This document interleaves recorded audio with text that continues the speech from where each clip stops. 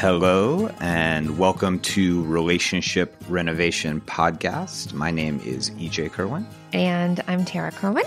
And we are here, once again, we are two relationship experts.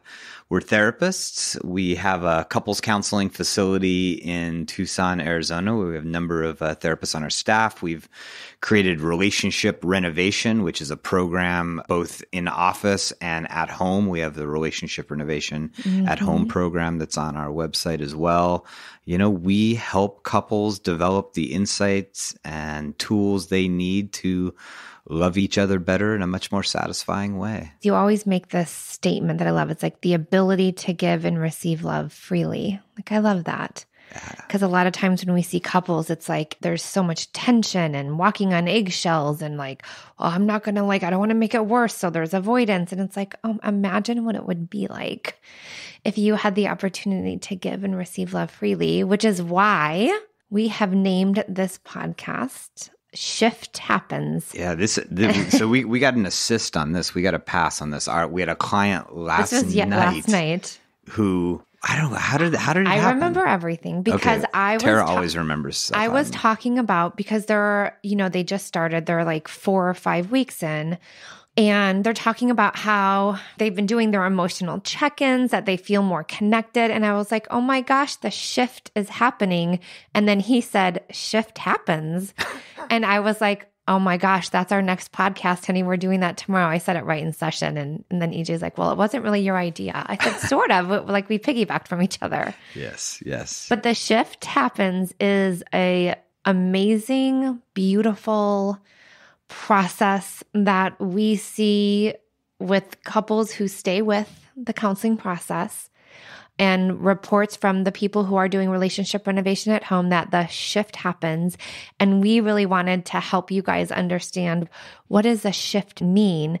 And so I thought today we might kind of go through this process of what it looks like. Yeah. Because it takes a minute to get there, actually. Well, yeah, I think a good launching point for the conversation is talking about what it looks like before the shift happens, right? Like what they're shifting out of, right? And and because there's a variety of different reasons people come to couples counseling. They come for, everything from, parenting issues to infidelity, substance abuse, intimacy, emotional abuse, poor communication, across the spectrum, lack of conflict resolution, blending families, in-law stuff. Yeah, they come for a variety of reasons. Can you tell? Right?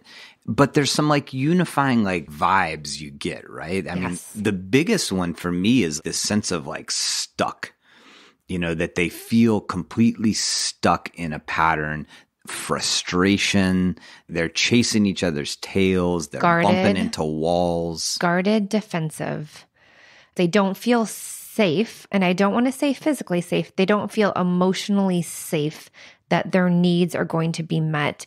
Some couples don't even know what their needs are. And so it's this whole well, he or she should just do this. And it's like, do you know what it is that you need them to do? And they're like, no. Okay, well, hang on a second. If you don't know, how in the world will your partner know? So it's like a constant exacerbation in the relationship. And again, it can look like avoidance. It can look like yelling. It can look like stonewalling. It can look like parenting, living parallel lives, roommates. It can look so many ways. But what we see and what we feel in the beginning parts of it is just the sense of helplessness or hopelessness, guardedness, defensiveness, and a lack of trust that the other person or that they can be different or that their relationship can be different. And repetitiveness. Yeah. Whatever is going on is just repeating over and over and over. And they're just sick of it, right? So here's what we do. I've been doing relationship counseling, not just marriage counseling, for over 20 years. EJ, you've probably been doing individual and marriage counseling. 15-ish. Yeah. And we weren't doing it together then. But what I often realized is couples used our sessions for event sessions. And I was like, okay, well, try this and try that and do this I statement and And they'd come back and it was still event session. So when EJ and I created this relationship renovation program, we were like, oh no. It cannot be event session because couples are just compelled to be like, this is what they did and this is what they did and I'm going to not let you tell me what I did wrong. It's like, you guys, we don't even let you go there. I'm sorry. Like, we're not going to use this 75 minutes. Our sessions are 75 minutes to be a vent session, right? We're going to allow it to like see what's happening. We're going to dissect the relationship. We're going to see the strengths. We're going to see the places where it feels fractured, but we have a structure to this. And some couples fight the structure. They think it's like some cookie cutter approach. I'm like, absolutely not. Every couple is different. There's no way you could use a cookie cutter approach to couples counseling. But what we know is that you guys hear whatever you need to hear outside of here 24/7. You're in this office every week for 75 minutes, and it's our job to help you experience it and hear it differently. And in order to do that, we have to take a step back and go with this structured approach, which just means helping you understand yourself better and your partner better so you can talk about the issues in a different way. Yeah, well, I mean, I think what you're talking about greatly, and I think it's okay. So whenever we talk about things like this, it feels like they get more complex as we talk about them. So, because initially we were talking about the shift that happens internally for the couple, right? That's what, the couple we were working with last night was talking about, like what they're feeling internally about one another. But the shift that we initiate with couples is out of a finger pointing, here, let me tell you everything this person in front of me is doing wrong. And here's all my frustrations, and here's a more open-hearted, reflective, hopefully empathetic look at themselves and their partner. Yes. We have to shift their focus at first. Yes, because if we don't and we just allow it to be a vent session, there is not any type of emotional safety being developed. And the number one thing for the shift to happen is emotional safety. And let me kind of go into that a little, because emotional safety is like, okay, I feel triggered and I feel frustrated, or I'm angry at my partner, right? And I'm going to be able to let them know what's happening without them being personally reactive, and they're going to actually hold a safe space for me. Emotional safety is just that. Like, I can be frustrated. I can let my partner know I'm triggered, and my partner can hear it, validate it, and then lean in and like not necessarily hold me, but it's like holding the space for my suffering. We don't know how to do this as humans. If we suffer, we want to blame somebody else for our suffering. It's very rare where you can find a couple that organically allows each other to lean into that place of suffering, especially if you're the one that caused it. Like when I see EJ suffering and I know I was the root of it, I'm like, I want to defend myself and be like, well, this is because of you. It's not like, oh my God, I can see that I really hurt you, honey. Like, help me understand. I'm going to work on that. Right? No, that is a skillful place that we have to learn, and is how to not be personally reactive when someone's letting us know that something we did trigger them. When we create that structure and we don't allow them to vent, and we hold a different space for them, and we model, and we say, hey, I can see that you're like, because a lot of people will be, I'll sit there and I'll say, what did you just hear your partner say? And they'll kind of go into their own filter and then but. And I'm like, no, actually, hold on. You're going to take your own filter out of this for a second. Okay, I just heard my partner say that they're frustrated and they feel hopeless that things won't change or be different. Is that true? I mean, how many times do we validate our partner and try to clarify, like, hey, is what I'm hearing true? Normally, we're immediately on the defense and like saying why that's not true. So that's the first piece. And once they learn these skills and they're able to replicate it over and over and over, emotional safety starts to build.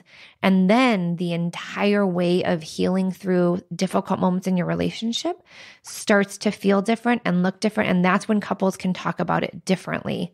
And we don't even go into like, let's just say infidelity or really hard things until we know that there are moments of emotional safety that have been created, so we can build upon those for the couple. Yeah, I mean, I think that we definitely want to break up what Tarah was talking about, the yeah buts, and what that's really speaking about is getting people out of the perspective of just offering their perspective, and that's why we get couples into exploring their past. We do this in both of our in-office and at-home programs, where we quickly get them talking about what their life was like before each other. Yep. Because then we're like laying the seeds of empathy. Yes. Thank you. That's beautiful. That you And just many, said that. many couples who are like just at their wits' end with each other in that process, you just see like the cracks in the foundation of resentment starting to, when they hear about like, wow, I forgot about that about your past. And oh my gosh, like, well, no wonder you do that.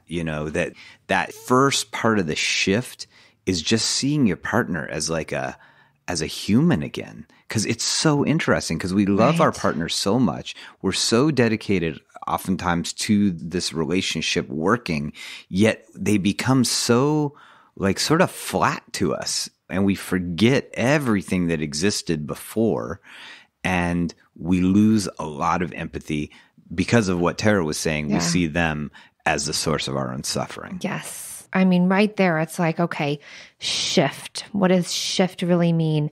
It means taking a couple out of this place of stuckness, developing the ability to hold healthy emotional space for each other. We will see it in session, right?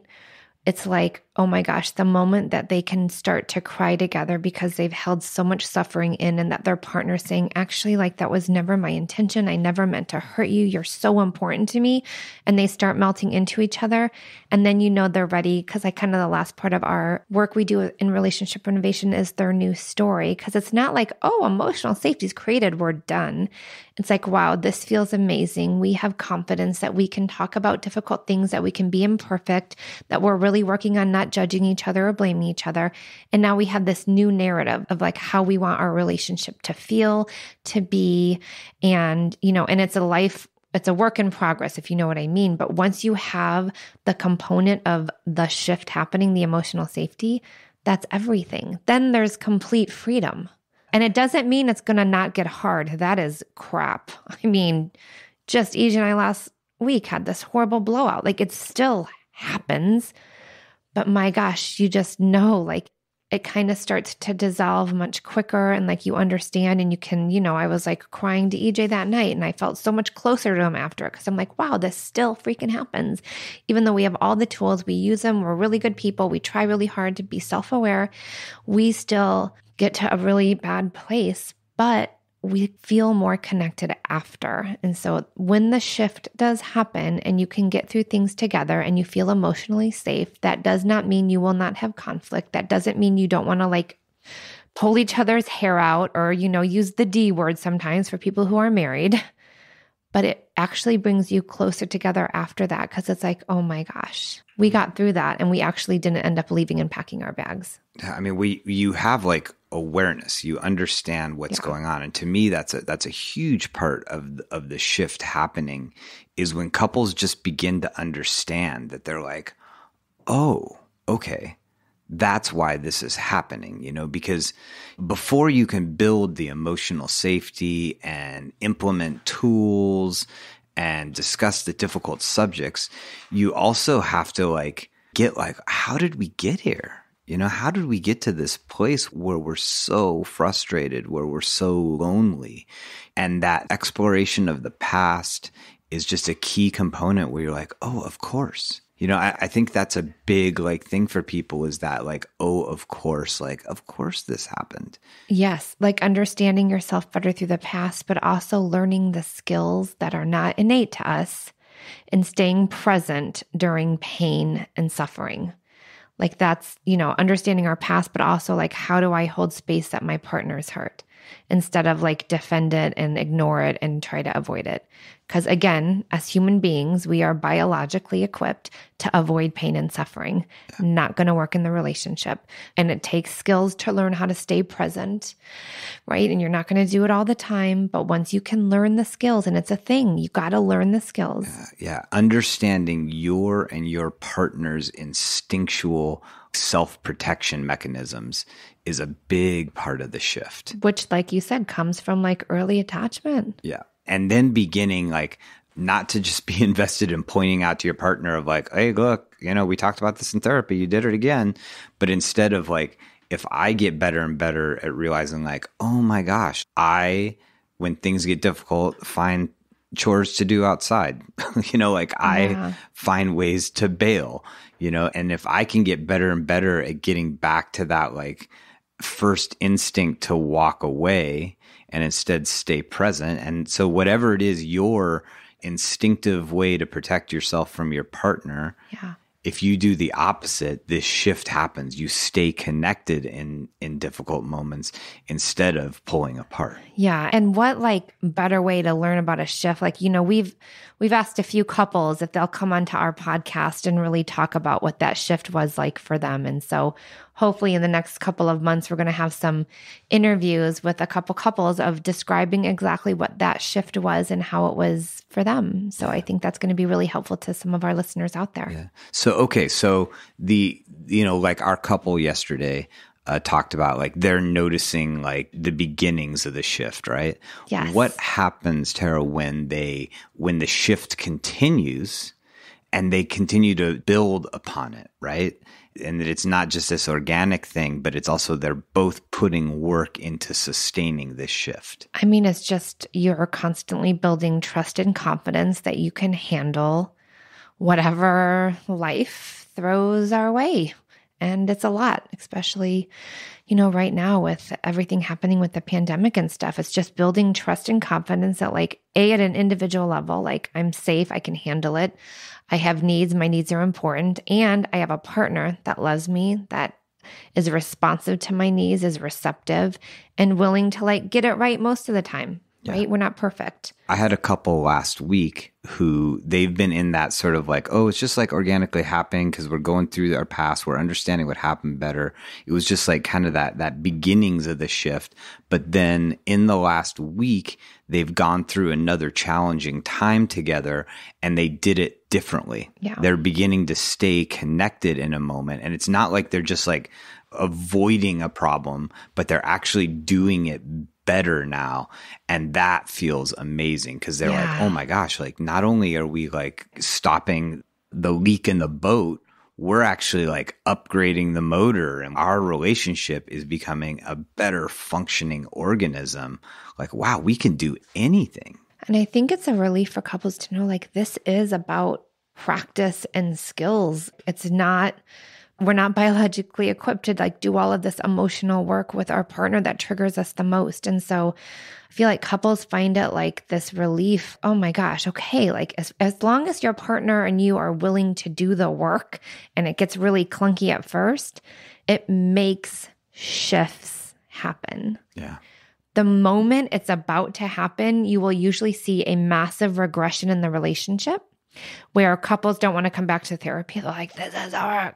it's like because they've had this system for so long, it's this homeostasis, right? Like, oh, things have been this way. And even though they suck, do we really want change?